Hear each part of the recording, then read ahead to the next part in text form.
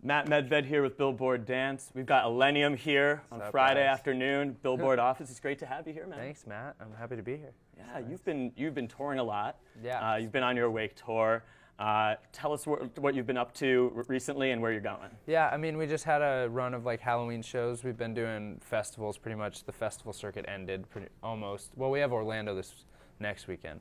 But we've been doing the Awake 2.0 show at a bunch of festivals. It's been pretty amazing. We did it at ACL last, and that was sick. So it's been a busy summer. Amazing. Yeah. And we were chatting about before, but I always hear great things about ACL from all the artists who play it. So sick, dude. It was one of my favorite festivals, and it's kind of like it's like a mixture of one of the more like a Coachella, but also really hardcore music fans there. So it was really cool to be. Awesome. I haven't been to Texas in a while too, so it was good to be back. Yeah. The fans are like super intense there in a good way. Yeah, it was sick. It was super dope. Cool.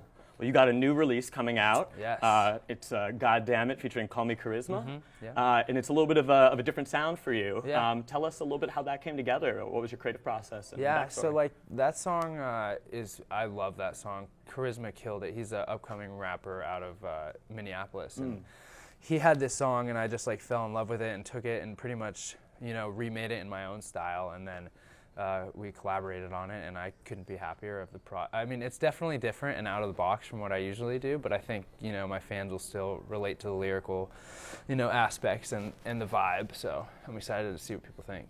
Cool. Have you been exploring like other different sounds as well in Yeah, your productions I mean, recently? I definitely have like gotten outside of the box and been working in different tempos and different vibes, and I've been really loving a lot of like the pop punk / hip hop world of like SoundCloud rapper stuff. Yeah, same. A lot of it is really good and a lot of it's not so good. And so you can kind of weed through some of it, Yeah. but bringing a little bit of that element into like the songwriting aspect, because I'm writing so much of my own stuff now, and so it's been a really cool process. And is this release part of like a greater body of work or a project that you're working on? or- Yeah, it will be, but Yeah. that's kind of down the line. Sure. I figured. Yeah. Well, that's awesome, Yeah, man. man, thanks. I know also you have been working really hard on your Awake 2.0 live show, which I think you debuted at Red Rocks, Yeah, right? debuted at Red Rocks end of August. Tell us a little bit about what you got going on there. It seems like it's a real like passion project for It you. is, hugely. We kind of had this venue on hold for like 10 days trying to get ready for it, and it was like more rehearsal hours than I've ever had to put in. And we added live drums, we added 2 guitars, a piano, some taiko drum elements. So there's like 6 people on stage at points, and it's pretty crazy. So that mixed with all the lighting, and you put so many hours into the visuals and when things should happen when, and so it's been a pretty cool process, and I'm pretty proud of it at this point. So it's sick. What kind of motivated you? Because I know you already had a The Awake live show, but which I believe I saw earlier. But what motivated you to recreate it and add to it? Totally. I mean, I was kind of at a point where it's like, do I continue just like, because I loved the Awake show, do I continue just doing that and like reusing it kind of? And I kind of felt like I needed something fresh, and so I pretty much just like re-edited everything and like remixed my whole album. So the Awake 2.0 show has like, I don't know, in this 2-week span, I made like 8 edits of my songs wild. that are just like crazy heavy and like different. And so I wanted a new experience, and I wanted new live stuff, and to just like really put it on steroids. Yeah. And I saw some of the photos and videos from Red Rocks. It looked amazing. Yeah, So it's crazy, what was it like, debuting that in Colorado? It was at that amazing venue? and nerve-wracking and like crazy. It was emotional for me too, because that Totally. place is so sentimental to me. And I had my whole family there, and I couldn't have, wished it to be. It was perfect. It was super dope. It was like the perfect amount of imperfection. I think there's some shows where, everything is so perfect and on, and like, some other artists have these shows that are just like impeccable. And I feel like the cool thing about Awake 2.0 is there's room for error, and there's room to like for people to experiment and like mess up, and sometimes it's like super dope actually. It's like kind of a perfect imperfection type of thing. That's cool, and you're bringing it to a number of cities this fall, and you've got it was like 3 sold-out shows already at Terminal 5 here in New York, crazy, and man. like San Francisco as well.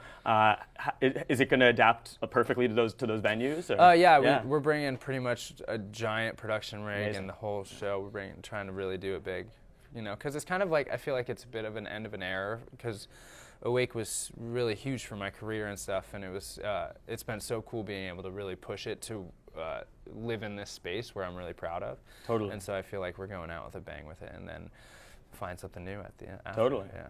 Makes sense. Yeah. And one thing I wanted to ask you about, I think it was a post that you shared back in July. Yeah. It was a real heartfelt post. You talked about how some fans had reached out to you talking about how their music had helped you through and helped them through depression. Yeah. And that you could relate to them because you had also you had battled addiction and actually had overdosed on heroin was it 6 years ago? Yeah.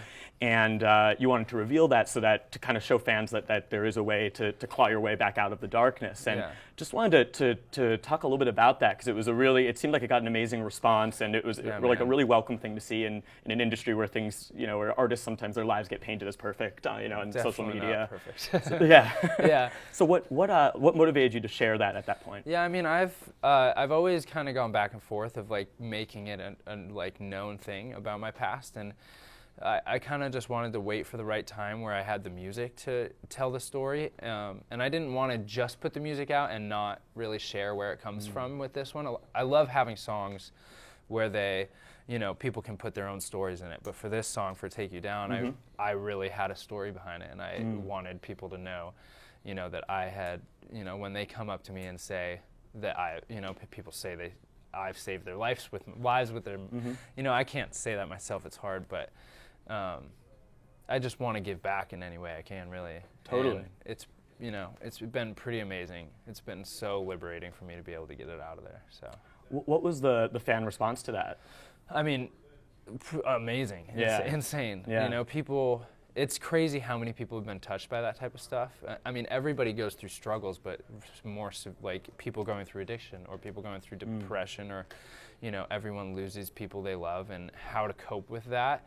There's so many different human ways to do it, and I feel like music is a pretty universal escape for people, and so, especially for me, and creating music for me is like the biggest escape, and makes me feel like I'm like rearranging my emotions to feel them the correct way, and so I feel like people have just been pretty overwhelmingly positive about it all. It's been really sick to see. That's great. Yeah. That's great.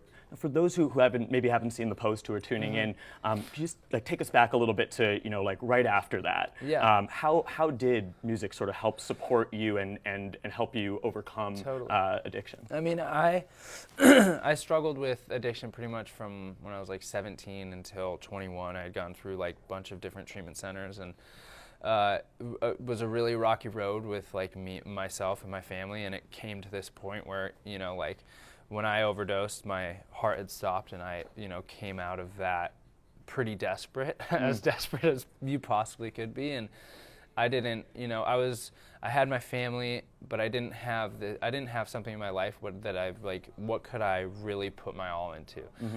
When you're addicted to something, you put your all into that addiction, and then when you don't have that, you have to have something or multiple things to put that energy into.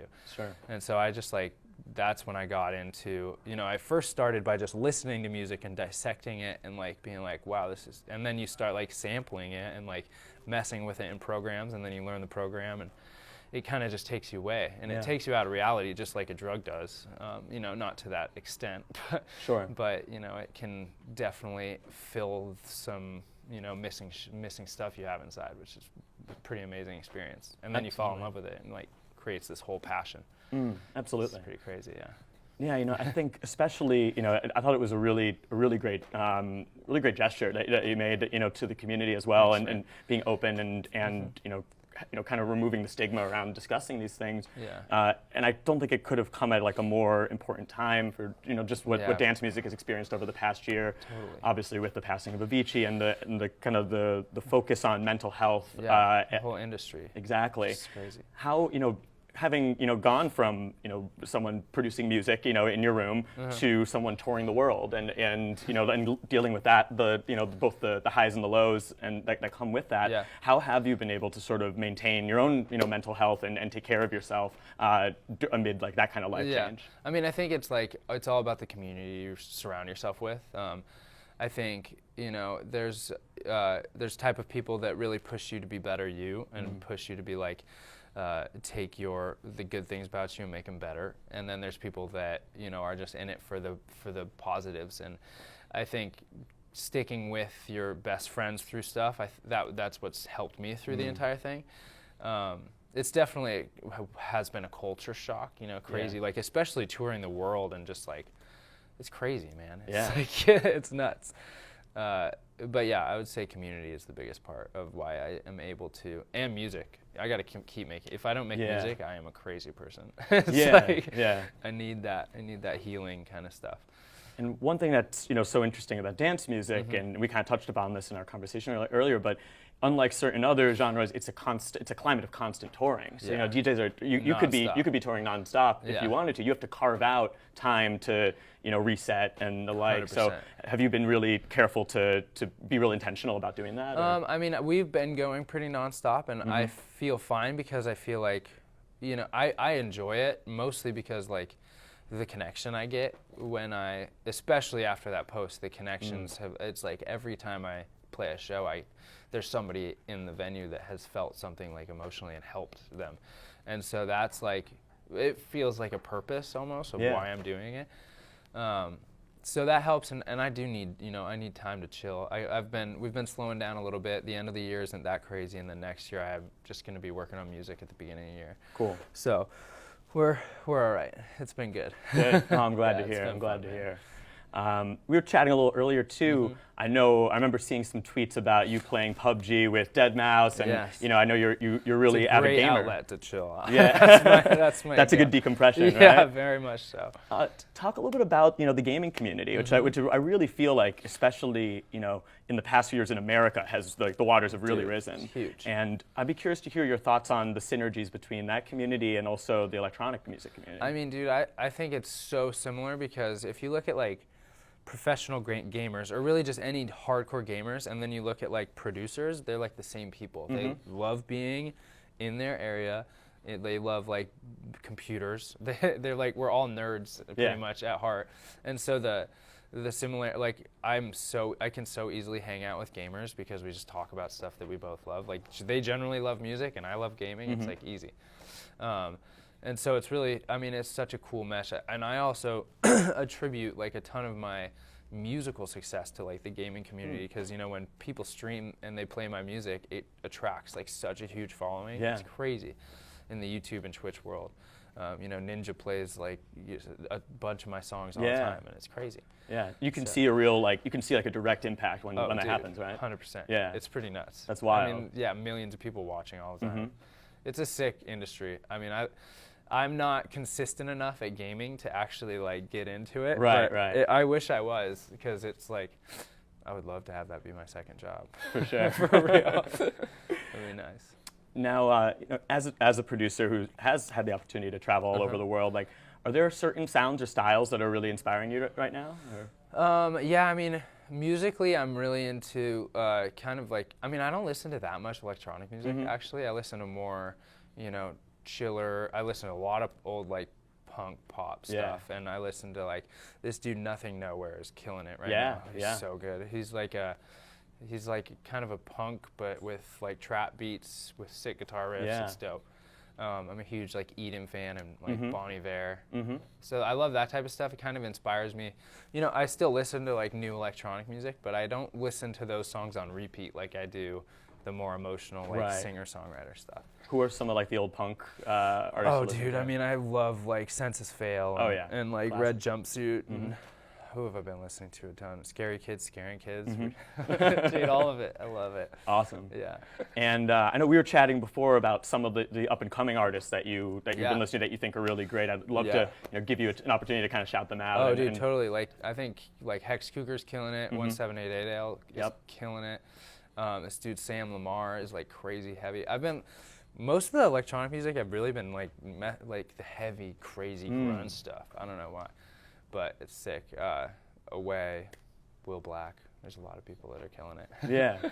I really want like everyone to be able to like, because now that SoundCloud is like not as focal as it was once, I think it's like such a hard time for new producers to really develop, and how to get those fans that were like the SoundCloud fans. How do you get them now? How do you start this career? So I think artists really need to do a good job at like, you see a dope song, share it and stuff like that. So. It's a question I'm sure you get all the time, and I know that if we open up to comments, we'd get this question. Yeah. So, with what you just said in mind, like how should like young up and coming producers like try and get their music heard in this climate? Yeah, I mean, it's honestly a good question. Mm-hmm. If I was to start today, what would I do differently? I would use YouTube. I would use YouTube over everything right now. I think there's like such a built-in audience in YouTube. It's so hard to start just with Spotify. Yeah. Like how do you even do that unless you have a label? So they're gatekeepers with all the, the yeah, playlists with and everything. playlists and everything. I mean, unless you have like a hit song which just randomly blows up, but that could happen on YouTube, SoundCloud, or Spotify. I think you have the best chance on YouTube. Yeah. So I just like get creative with video content and like a cool brand.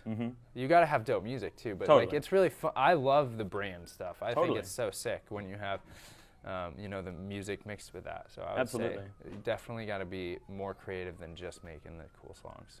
Makes total sense. Makes total sense. Yeah. And YouTube, it's a really interesting climate for dance and electronic music because there are so many like big curation channels that I feel like aren't even necessarily on the radar of like a lot of the traditional powers that be in the music industry. Yeah, but they get fans. That's where you get fans. Like, in the end of the day, you don't need a hit song to make a living at all in this industry. I think you need fans, and you need to be able to sell tickets, and that's been like that's been our goal since day one, is just sell tickets. That's all you need to survive, and it's been like, I'm so grateful for that because it creates such an organic like community that is then you go to shows and you're playing to people that really want to hear your stuff. You don't have to play whatever. You get to play whatever you want. Yeah. So it's been a cool thing. Kind of going back to what you were saying about a lot of the electronic music that you are listening to now is a little bit heavier. Yeah. Are there any like interesting trends you're seeing in the electronic music space, or even in like the bass and like future bass like genres? I think future bass is a little bit like, what more can you do with the synths and stuff? And like I think until like Flume's album comes out, and it's like, if he is, that'll be a whole new thing. But I think right now it's like the industrial grungy stuff, and I think the next thing that could be sick is how to combine like a Nirvana and that. Like how do you do that? Where it's like, how do you put that sound on a radio? Yeah. You can't just put the crazy stuff on the radio. You have to like have some sort of hook to it or vocal or. And I think that would be a sick artist. I don't know. Somebody do it. Right. Out there. Somebody out there. Someone out there. Do this. You heard him. Yeah. I think it'd be sick. Where do you see your own brand, like Illenium? Where do you see that evolving and going? Right now I'm working on very personal, like storytelling songs, and I think, I think that it's really for me to get it out there and hopefully connect with more people, just like I did with Take You Down. And it's going a lot more like, I don't even know how to describe what I'm making right now. It's like, it's different though. That's great. It's definitely different, yeah. That's great. It still has some, it has the emotion, which I think is, cut all of the sounds out. I think the songs are what are emotional, and like the guitars and the progressions. So I think the fans will still definitely connect. Cool. Yeah. Well, we look forward to hearing more. Yeah. Check out God Damn It. Yes. Hope you guys enjoy it. Yeah. Thanks for having me, man. Absolutely, man. Always a pleasure. Yeah, dude. It was always fun. good chatting. It was great. It was good to catch up. Thanks, you too, man.